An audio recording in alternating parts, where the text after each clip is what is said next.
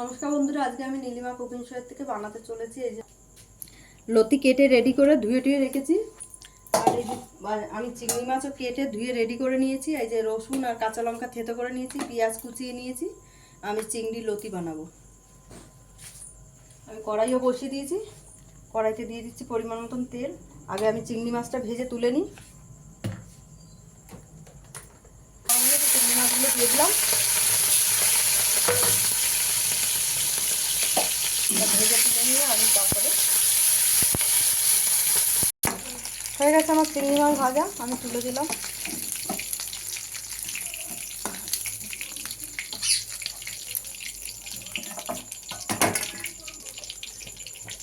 দিয়ে দিচ্ছি পরিমাণ মতন তেল।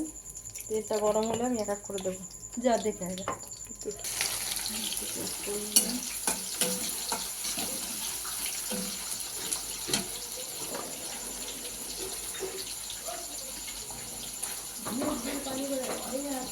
হচ্ছে যেন আমার মনে হয় আতঙ্ক লাগছে। ঠিক আছে, কেন ভালো না তো, বাড়ি থাকে না।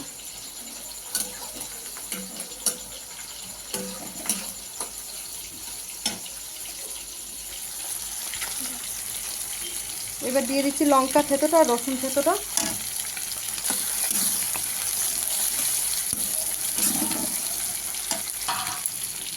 এবার আমি নুন হলুদটা দিয়ে দিয়েছি, দিয়ে আমি একবার ঢাকাও দিয়ে দিয়েছি। আদা আদা হয়ে গেছে, এবার আলগা করে দিচ্ছি। আমি নুন হলুদটা দেখাতে পারিনি, আমি নুন হলুদটা দিয়ে দিয়েছি।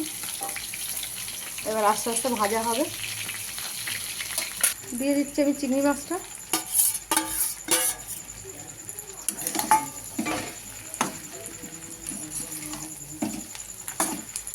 এবার আস্তে আস্তে এইভাবে ভাজা হবে। একটু ভাজা হলে আমি নামিয়ে দেবো। গোটা গোটা রয়েছে, সুন্দর ভাজা হয়ে গেছে। রসটা নিয়ে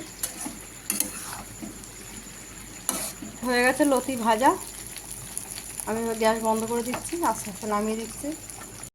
দেখুন বন্ধুরা, এটা লতি চিংড়ি। আপনাদের ভালো লাগলে আপনারাও বানিয়ে খেতে পারেন।